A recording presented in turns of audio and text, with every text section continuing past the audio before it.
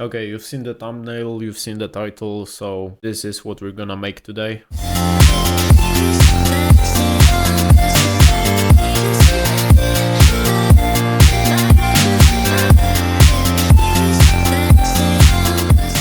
Today I'm gonna show you how to make beats like that, how to make those cool 2016 electronic beats for fakemink or funk, I guess. First, very important step if you want to make electronic beats for fakemink is a vocal sample.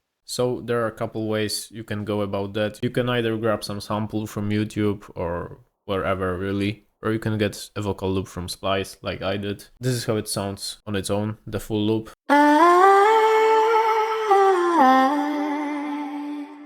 Still want you for my own. And this is what I made with this loop.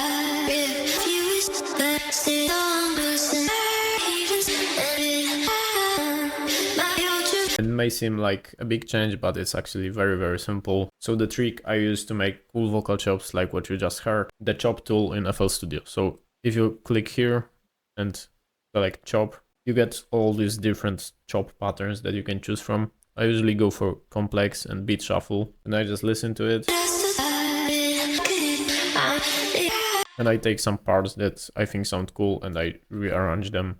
And as far as the effects go, I added fresh air to add more of the top frequencies, more of the air to the vocal. I also added a very short delay. I guess it's like slapback delay, something like that. I also cut out some lows and it's on tape mode because this type of beat is all about nostalgia.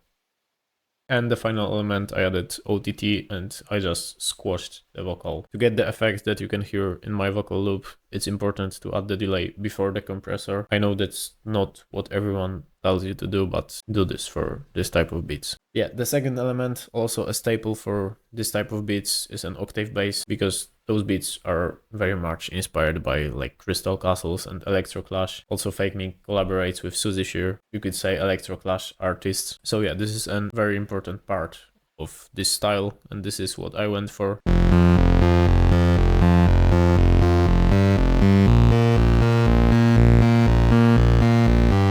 And this is just a cool saw bass preset that some people ask me about, but it's actually very simple. It's just two saw waves. One is 2 octaves down and is mono. And the second one is a little bit higher and it plays in unison with a very low detune, just to add a little bit of width. So yeah, that's just it. Then we have the melody. The pattern is kinda inspired by fakemink's and Buckshot song Fever. So we just have this eighth note rhythm.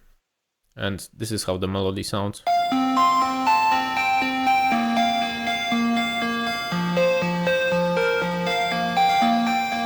With a little variation at the end of each 4 bars. Also we have this at the end of the pattern.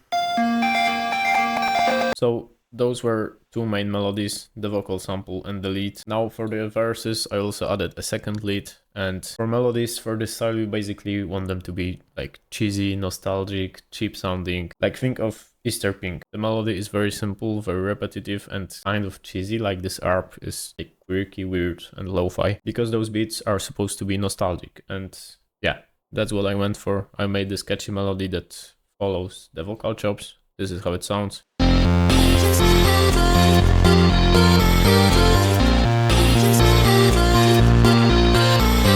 Also, if the melody is repetitive and the bass below the melody is changing, it gives this cool effect, because even though this melody is basically just 2 bars repeated over and over again, it sounds different on each repetition because the bass below it is changing. And yeah, as far as the melodies go, this is pretty much everything I wanted to cover in this beat. Now let's cover the drums. Drums in this kind of beats are also inspired by Crystal Castles and other Electroclash artists, so they are pretty simple, 4 on the floor loops with full rhythmic hi-hats. And this is what I made.